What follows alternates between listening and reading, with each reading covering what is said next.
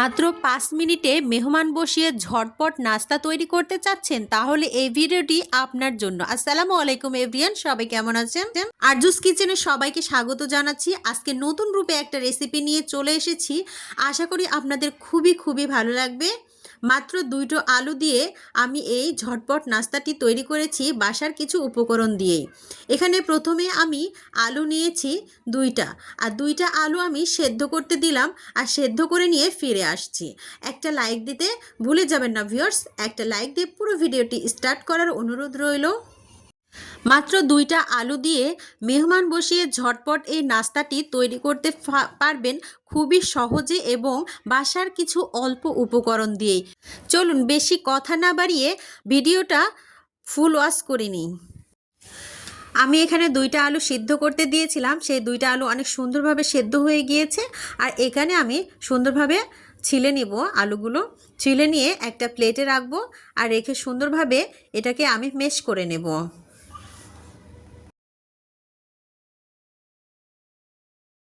এখানে আমি কাঁটা চামচ নিয়েছি, আর কাঁটা চামচ দিয়ে আমি এটাকে সুন্দরভাবে মেশ করে নেব। আপনারা অন্য কিছু দিয়েও মেশ করে নিতে পারেন, হাত দিয়েও করে নিতে পারেন, সমস্যা নেই। যে কোনো কিছু দিয়ে এটাকে মেশ করে নিতে হবে, তবে দানা দানা থাকা যাবে না।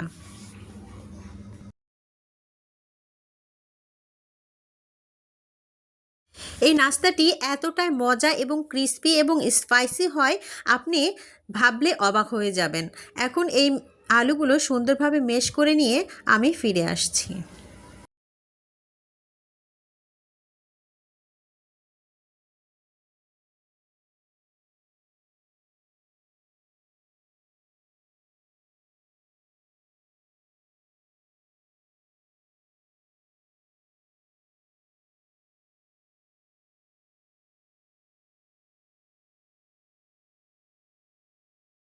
এই নাস্তাটি এতটাই মজা হয়, বাচ্চারা তো বারবার রিকোয়েস্ট করবে আপনাকে বানানোর জন্য। আর এখানে আমি চাউলের গুঁড়ো দিয়ে দিব, আর চাউলের গুঁড়ো ছাড়াও কিন্তু আটা ময়দা এসব দিতে পারেন, তবে ক্রিস্পি হবে না। আর চাউলের গুঁড়িটা দিলে সুন্দর ক্রিস্পি হবে। এখানে দিয়ে দেব স্বাদ মতো লবণ,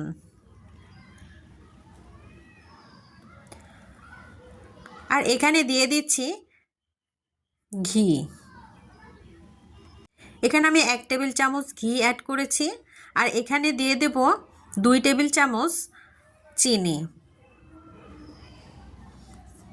চিনিটা স্বাদটা বাড়ানোর জন্য আমি এগুলো অ্যাড করেছি, আর কিছুই উপকরণ লাগছে না।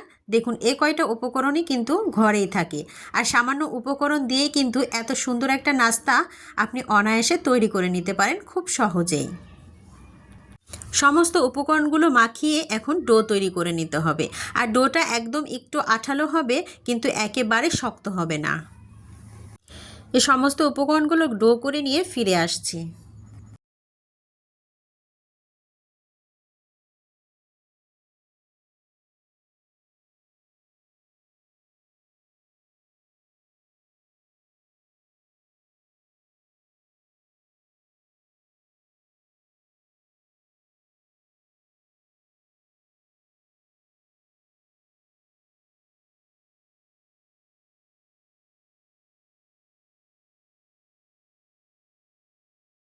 দেখতে পাচ্ছেন সুন্দর একটা ডো তৈরি হয়ে গেছে। আমি হাতটা পরিষ্কার করে হাতে একটু তেল মেখে নিয়েছি, আর তেল মেখে নিয়ে সুন্দরভাবে এটাকে আরেকটু ডো তৈরি করে নেব। সফট একটা ডো সুন্দরভাবে তৈরি করে নেব এবং শেপ দিয়ে দেব। ভিডিওর এই পর্যন্ত যারা চলে এসেছেন, একটা লাইক দিতে ভুলে গেছেন, অবশ্যই একটা লাইক দিয়ে পুরো ভিডিওটি স্টার্ট করার অনুরোধ রইল। আপনার একটা লাইকই কিন্তু আমার এই ভিডিওটিকে অনেক দূরে পৌঁছে যাওয়ার সাহায্য করবে।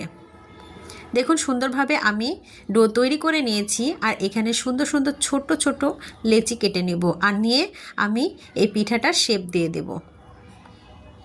এই অল্প অল্প করে আমি লেচি কেটে সুন্দরভাবে এক সাইডে রাখবো, তারপরে আমি সুন্দরভাবে শেপ দিয়ে নেব।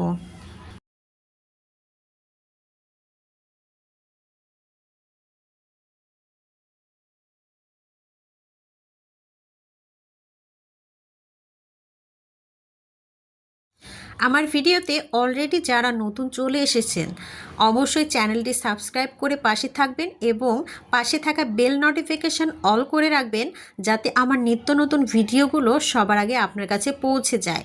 আর কী ধরনের ভিডিও দেখতে চান অবশ্যই কমেন্ট বক্সে জানাতে ভুলবেন না। এখন আমি এই ডোগুলোকে সুন্দরভাবে একটা শেপ দিয়ে দেব। আপনারা যে কোনো শেপ দিয়ে নিতে পারেন, তবে আমার কাছে এটা সহজ মনে হলো আর সেজন্যই আমি এই শেপটা দিয়ে দিলাম। আর সম্পূর্ণ পিঠাগুলো আমি সুন্দরভাবে এইভাবে শেপ দিয়ে নেব। কাঁটা চামচ দিয়ে সুন্দরভাবে সম্পূর্ণ পিঠাগুলো আমি এইভাবে শেপ দিয়ে নিয়ে ফিরে আসছি। আর চামচের গায়ে সামান্য তেল মাখিয়ে নিয়ে শেপ দিতে হবে, কারণ আলুটা একটু গায়ে লেগে যাবে, সেজন্যই। এখানে আলুর পরিমাণটা বেশি থাকাতে কিন্তু এই পিঠাটা অনেক সুন্দর এবং ক্রিস্পি মচমচে হয়। দেখুন আমার সম্পূর্ণ শেপ দেওয়া হয়ে গিয়েছে। এখন আমি ফ্রাই প্যানে তেল বসিয়ে এগুলো সুন্দরভাবে ভেজে নেব।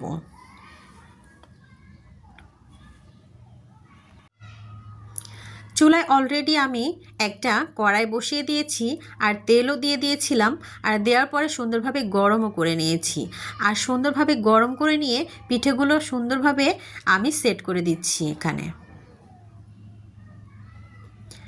হালকা আছে এবং মিডিয়াম টু লো আছে এটাকে ভেজে নিতে হবে, কারণ বেশি তাপ দেওয়া যাবে না, দিলে কিন্তু এই পিঠাগুলো পুড়ে যাবে।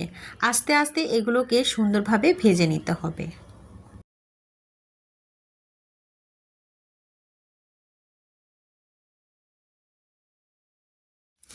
আর পিঠাগুলোকে মাঝে মধ্যে একটু নাড়াচাড়া করে নিতে হবে, যাতে সমস্ত জায়গায় তেলগুলো পৌঁছে যায়। আর দেখুন কতটা লোভনীয় হয়েছে, পিঠাগুলো আস্তে আস্তে উপরে উঠে আসছে ফুলে।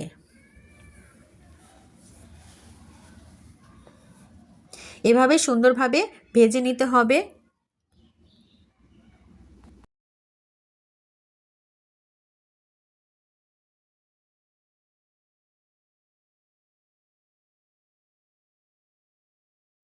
এই পিঠাগুলোর কালার যখন গোল্ডেন কালার হয়ে আসবে তখনই পিঠাগুলো উঠিয়ে নিতে হবে, আর অনেক সুন্দর মুচমুচে হয়ে যাবে।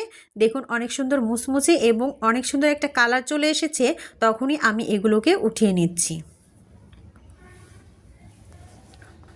দেখুন কতটা সুন্দর একটা কালার চলে এসেছে। সম্পূর্ণ পিঠাগুলো উঠিয়ে নিয়ে ফিরে আসছি।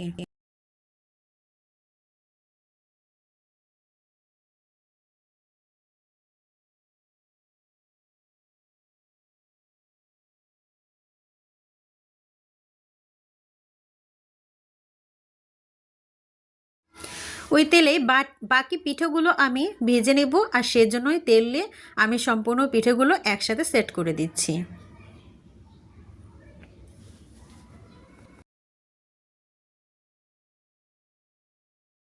এখানে একটা কথা বলি ভিউয়ার্স, এখানে কিন্তু আলুটা দেওয়ার বেশি হওয়াতে এখানে কিন্তু কড়াইয়ের গায়ে একটু লেগে যেতে পারে, আর সেজন্য একটু চামচ দিয়ে কিংবা অন্য কিছু দিয়ে একটু নাড়িয়ে উঠিয়ে নিতে হবে।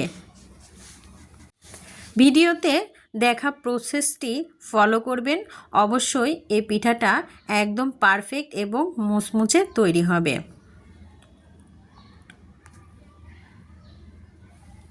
যতই ডুবো তেলে ভাজি না কেন এগুলো কিন্তু একটু লেগেই যাবে কড়াইয়ের গায়ে, আর সেই জন্য এগুলোকে হালকা হাতে একটু উঠিয়ে দিতে হবে, আর উঠিয়ে দিয়ে সুন্দরভাবে এগুলোকে ভেজে নিতে হবে।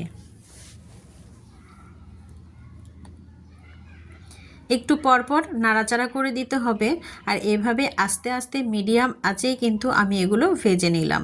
আর দেখুন আস্তে আস্তে কালারটা গোল্ডেন হয়ে আসছে, আর যখন কালারটা গোল্ডেন হয়ে আসবে তখনই পিঠাগুলোকে উঠিয়ে নিতে হবে। আমার পিঠাগুলো অলরেডি হয়ে গিয়েছে, এখন সুন্দরভাবে এগুলোকে উঠিয়ে নিচ্ছি।